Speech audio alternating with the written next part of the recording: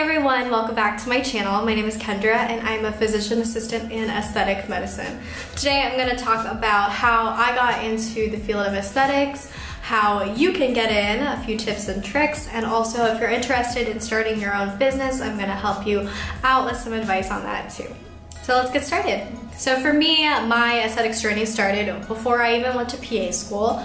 When I was working on my hours to get into PA school, I worked as a medical assistant for almost a year in plastic surgery. So in that year, it was really the first time I was exposed to the field at first hand and injectables and surgery, and it really sparked my intention and my passion for it. So that's how I first got into the field. So if you are thinking that aesthetics or cosmetics or dermatology is something that you think you want to work in, then I would definitely listen up and see what I gotta say. What was that? It's really hot in here, guys. All right. So the aesthetics field is a pretty difficult field to get into unless you are lucky or unless you have no restrictions as to what state you're working in or anything really like that. So for me, I wanted to stay in South Florida. My husband was here and I wasn't really looking to relocate anywhere else. So for me, I got out of school and there weren't that many jobs at all for aesthetics, so I wasn't able to get in immediately and I wasn't willing to move anywhere else in order to get the job. If you are interested in getting into the aesthetics field, I would definitely recommend one, getting your patient contact hours in a field that is like that. So for example, plastic surgery, you could do dermatology, even a straight med spa would be great, and also even getting your license as an electrologist would be really helpful as well, because as PAs we work very closely with lasers sometimes, and it's really good to have that knowledge even before you go to school. So another tip that I would say is to make all your electives in cosmetics.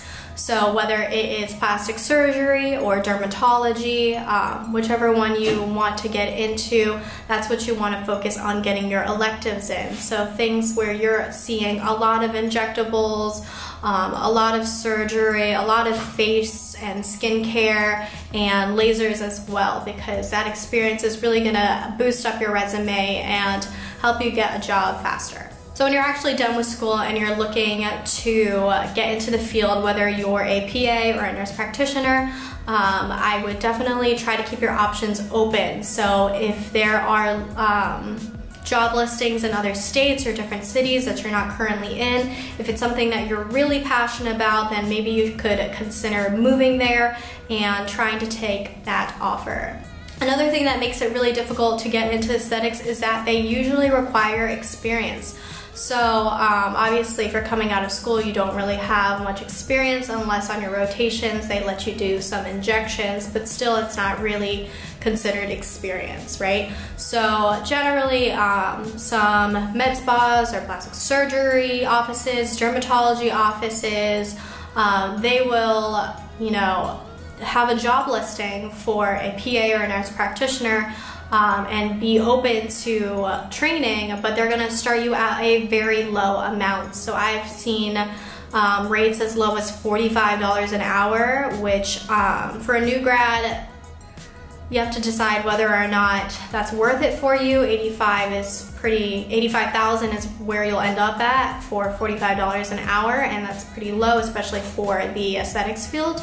But if in your contract somewhere you are guaranteed a raise over a certain amount of time, I would definitely take that into consideration if it is really something you want to do. Unfortunately, this happens a lot where they offer you a really low amount because this field is in such high demand that they know that people are willing to take it. And usually the people who are willing to take those low amounts are people who are right out of school, or just honestly anybody who is just really wanting to get in the field, even if they've been out in the PA world for X amount of years. So if you really want to get into aesthetics and you're really wary about the low pay in the beginning if you're not trained, I would think about residencies. So there's not a residency right now for aesthetics that I've seen anywhere through schools, but there are residencies for ER and surgery, and those two fields, if you do a residency, you get paid very little for a good year, because during that whole entire year you're getting that very specialized training, and it's going to help you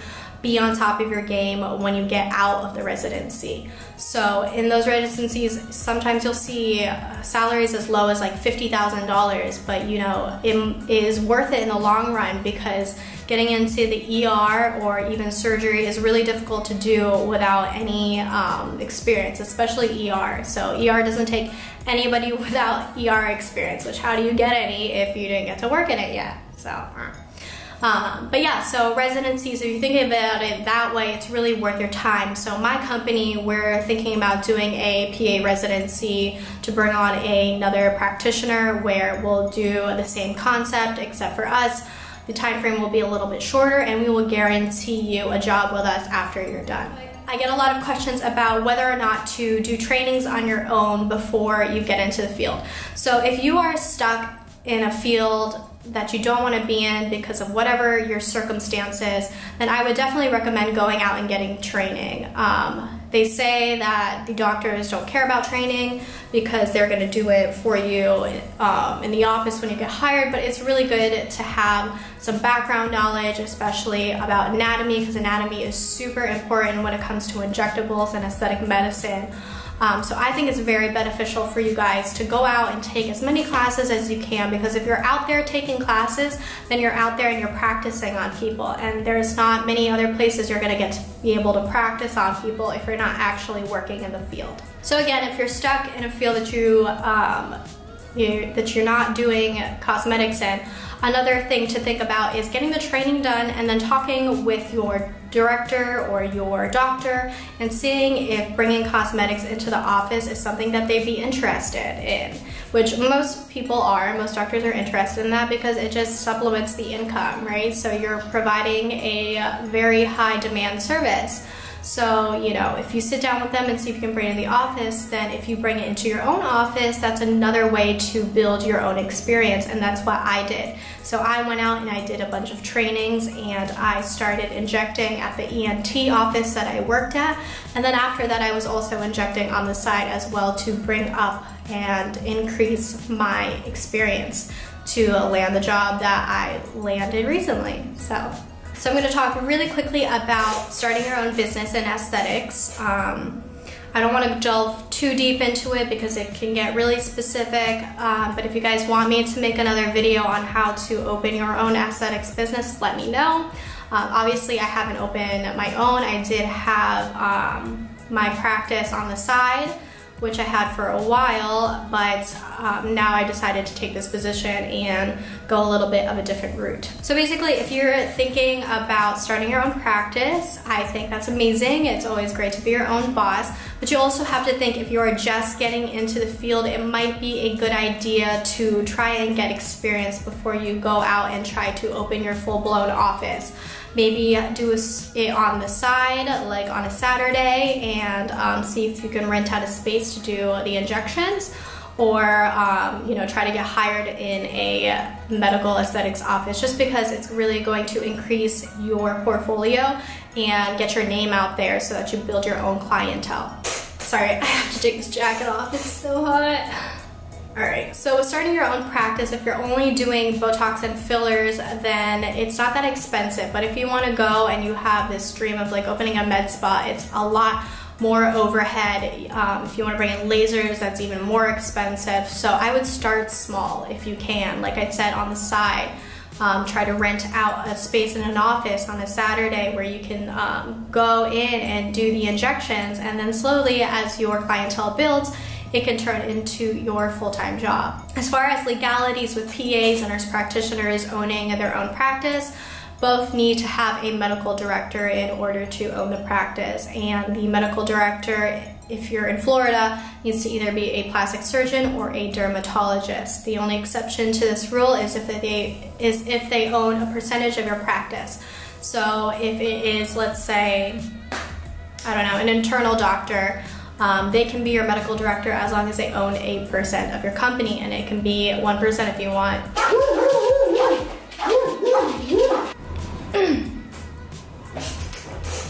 Alright, back to what I was saying. Where did I leave that? Oh yeah, medical director.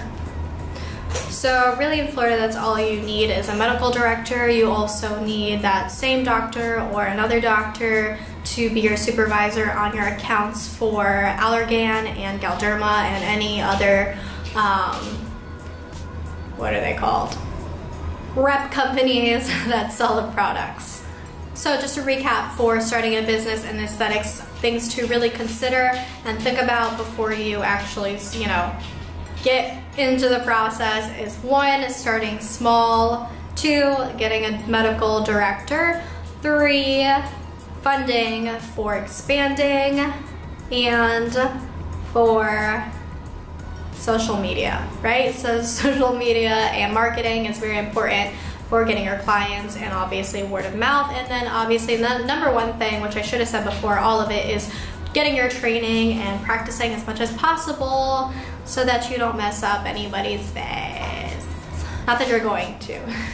So yeah, I also just wanted to mention really quick that I am starting to develop a course for injectables for Botox, Dysport, Xeomin, you know, fillers, all the injectables, because I have got to my fair share of them, and I really want a course that is tailored to what you really need to know, which is anatomy and seeing the actual procedure. So if you guys are interested in finding out more about my courses that are going to be coming up, comment below and let me know. I'll add you to the list.